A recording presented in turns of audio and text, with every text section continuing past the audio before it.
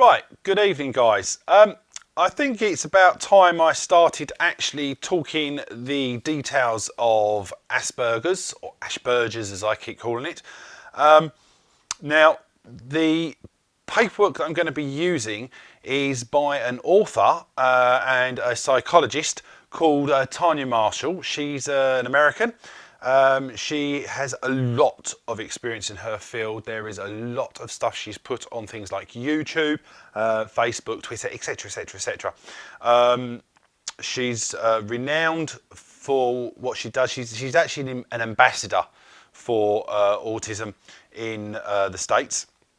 Now, her actual research paper that I'm using, which is actually up to date, I have checked, is geared towards women, okay? Right, so there's terms saying Aspin woman or it says a lot of her in there. But actually when you research Asperger's in general, male or female, they all fall under the same category. So rather than me having to keep remembering to change her to him or say his or her, if I just read her, I mean both male and female. It basically covers everyone. So I'll read you the introduction and then we'll just go through the first few points, because you don't want to hear me rattling on for hours and hours and hours about this, because as I said in the previous video, I will be breaking this down into lots of smaller videos where I can sort of like pick on bits that I know that have affected myself. So anyway, the introduction to the research paper, which will give you an insight into how this paper was created. Okay, so this is from the author. The following list is an official detailed working screener document consisting of the unique characteristics and traits of adult women with Asperger's syndrome, or Aspin women. Like I've said, makes no difference, could be men. It is not a research-based formal assessment tool. It is a screening tool based on the many females I have worked with over the years. I have assessed, observed, diagnosed and worked with thousands of girls and women of all ages. This document is based on my clinical, anecdotal evidence and research by other well-known professionals. I will be modifying and or updating this list from time to time. Now I've checked, this is current, okay? This list was written from my reflections, observations and experience and is written in no particular order. No one person needs to have every trait, and it is rare that a person would identify with every trait. Autism is a heterogeneous, which basically means diverse in character or content, okay? So autism is a heterogeneous condition, and as such, whilst people may share similar abilities and challenges, no two people with autism are alike. This is a descriptive, anecdotal profile, much like the early day descriptions that Asperger, Kanner and Frankel described of the boys they observed. Now, just so you know, Asperger, Kanner and Frankel, I researched them. I already knew who Hans Asperger was, because he's the person that actually started writing papers way back in the 30s and 40s specifically regarding Asperger's, aside from other forms of autism. But anyway, all three of them are basically psychologists or psychotherapists. I believe Hans Asperger was Austrian, possibly even Leo Kanner. But all three of them basically worked and wrote papers. Like for instance, Hans Asperger wrote 300 publications concerning autistic psychotherapy. So, and a lot of his work wasn't really recognised until after he died. So all of these guys were born at the beginning of the century and are actually now dead, but their work was mainly during the sort of like 30s, 40s, 50s and 60s, okay? Anyway, carrying on. Please be mindful that research often lags many years behind anecdotal, observational and clinical work. This list does not characterize all people, and autism is heterogeneous condition. or is a heterogeneous condition. Other words, like I said, it's diverse in character and content. It presents itself differently in each person. Research shows that everybody has autistic traits, as I pointed out in one of the earlier videos, I think one in Chamonix. Out of a 100-piece jigsaw puzzle, everybody on the planet has a couple or a few of the pieces. Those that have 60 pieces would be said to have border autism. And those with 80 or more pieces are diagnosable or diagnosed with the condition. Self-diagnosis does not equal a formal diagnosis. Some people who self-diagnose do not have autism or Asperger syndrome, and some do. There can be false positive diagnosis. Right, and last on the introduction, the following profile was created for females. Like I said, equally relates to men as well. The following profile was created for females who are self-diagnosing or considering formal diagnosis, and to assist mental health professionals in recognising Asperger's syndrome in adult females. Females with Asperger's syndrome experience their symptoms in varying levels. So while some Aspen women are highly introverted, others are not. Many women would not meet formal criteria for a diagnosis due to their coping mechanisms. Coping mechanisms, a bit like the mask they can put on to hide it. It's something that I know I can do, and it's something we will discuss. They would be defined as subclinical residue Asperger's, otherwise known as border autistic phenotype. So, you know, they might not quite hit the criteria. Females with Asperger's syndrome or autism tend to be discriminated against due to the wide spectrum of abilities or levels of functioning that exist. The majority of females do not receive a formal diagnosis until well into their adult years. Right, so that's because in my experience, a lot of them self-diagnose and don't get the help that they need, including myself.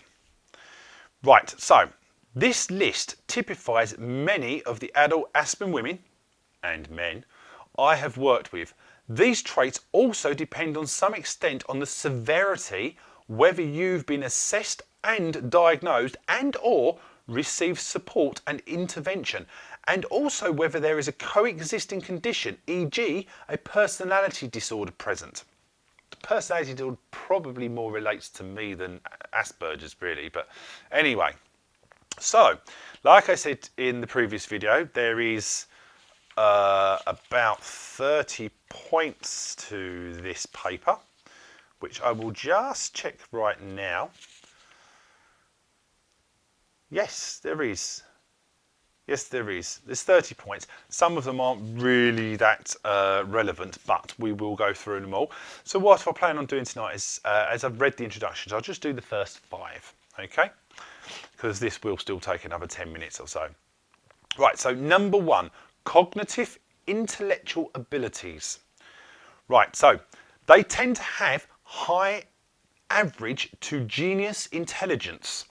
Often, but not always, with significant splits between verbal and perceptual reasoning abilities, a lower working memory and or processing speeds, learning disabilities, e.g. dyscalculia, basically dyslexia with numbers, because everyone knows what dyslexia is. I struggle with saying some of these words. Dyscalculia, there you go. So yeah, they struggle with numbers, something I certainly don't. Dyslexia, well, after just that little furore, you probably think I was dyslexic, but no, I'm not. I just struggle with actually pronouncing some of these words. So dyscalculia, dyslexia, obviously getting letters jumbled up. and reading comprehension. Now, I actually looked up what reading comprehension meant, and it's actually having the ability to absorb, as far as I can make out, it's having the ability to absorb text, so long as they know what the words mean, absorb text at a much higher rate than other people.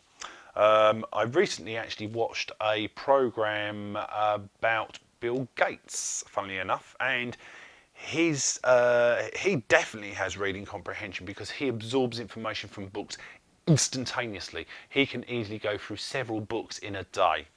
Anyway, they can show superior long-term memory. Superior long-term memory, it's something I've been led to believe that I haven't got. Although, do you know what? I am actually pretty good with my long-term memory and a weaker short-term memory. Now that, I'll agree, I have a crap short-term memory. May need academic accommodations in university.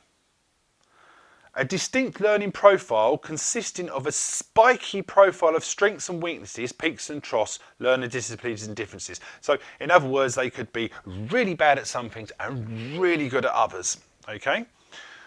Often have a rigid, negative thinking, inflexible black or white thinking style, or rigidity of thinking. I've come across this. I don't think it actually really relates to me. Context blindness. Right, so context blindness is actually it's having trouble responding to more than one thing at one time, basically. I would actually say yes, context blindness does affect me. Right, education and university life, point number 2. May have dropped out of high school and gone back later on. Many have repeated a grade. May have unfinished or partial degrees. May have many finished degrees. Many have doctorate or PhD level qualifications. Many have taken longer to achieve their education as compared to their peers. Now, I know that sounds quite broad in general, and you could think, well, that pretty much covers everyone, but you've got to bear in mind that we are talking about a lot of pieces of jigsaw puzzles here, so this is just one of the pieces that someone might fall into some of these categories. You know, I fall and foul to some of this. You know, I dumped school. Had no interest in school at all. However, I very quickly went back and actually got exceptionally good qualifications. And you know, some of you may know what a HNC is. My next step up the ladder was actually to do a HNC qualification in electrical engineering. So yeah, I can kind of relate to that. Anyway. May have a history of enrolling and attending university classes followed by dropping out of classes. Sometime later, he then re-enrolls, attends later on in life. This is usually due to being overloaded and overwhelmed. A history of deferring exams, not attending classes, dropping out of classes or programs is common. Now, I don't relate to that, to be honest with you. May have repeated high school or courses or dropped out completely. That was me. A history of many doctors and counsellors visits throughout university life without any significant improvement. Well, actually, both myself and my brother actually had, I'm not sure if you'd class it as counsel, we actually had extra tuition after school classes because we struggled in areas. So yeah, I'm not sure if that would be classed as counsellors. Certainly not doctors, doesn't really include me. But anyway, difficulty taking the same amount of courses or classes as her peers or his peers. It was so long ago for me, I'm not entirely certain whether or not that really applies to me. May get lost on campus easily, lose possessions, be late for classes or exams. No, doesn't affect me. Right, so point number 3, career and work. Often drawn to helping artistic or animal professions and often an expert in her chosen field.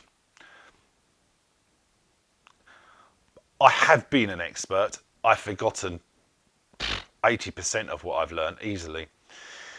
I know of many Aspen women who are successful in the following careers: artists, singers, actors, poets, writers, teachers, psychologists, psychiatrists, special needs teachers, consultants, horse trainers, horse whisperers, doctors, scientists, accountants, authors, childcare workers, models, comedians, artists, computer-related specialists, animal handlers or zookeepers, university professors, nurses, psychics, mediums, entrepreneurs and photographers.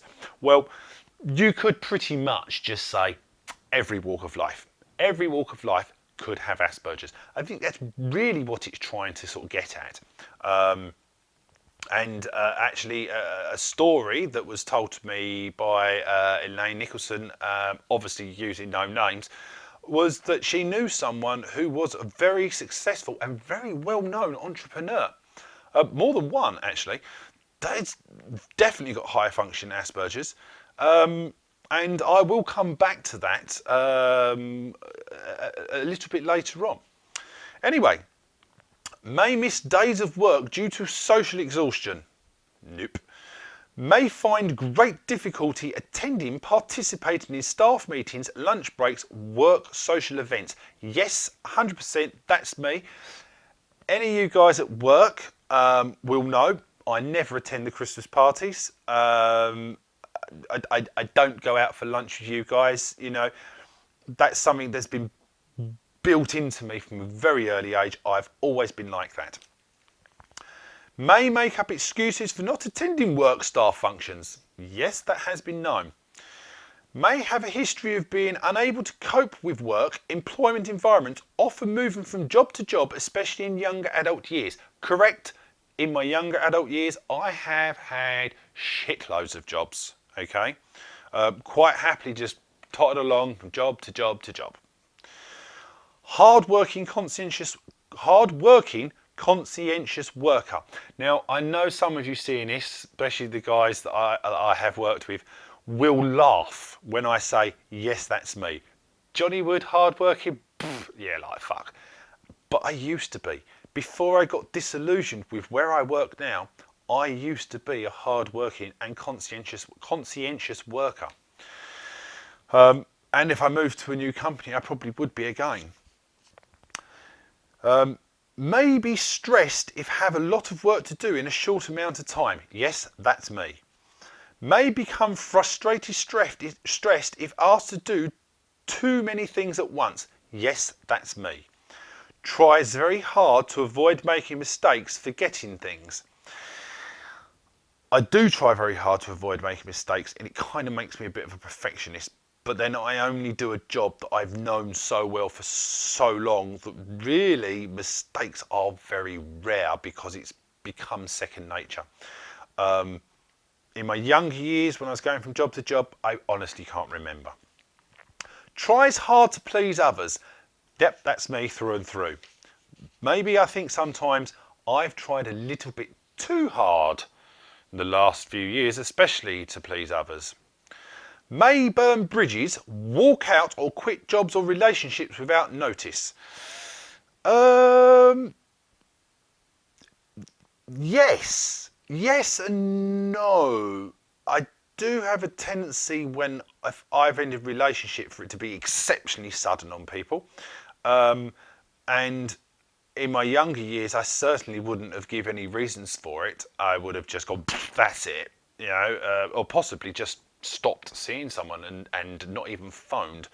As I've got older, I tend to now stay friends with people, or even on the people that I would have split up with in my younger days, I'm now friends with as I've bumped back into them again in my adult years.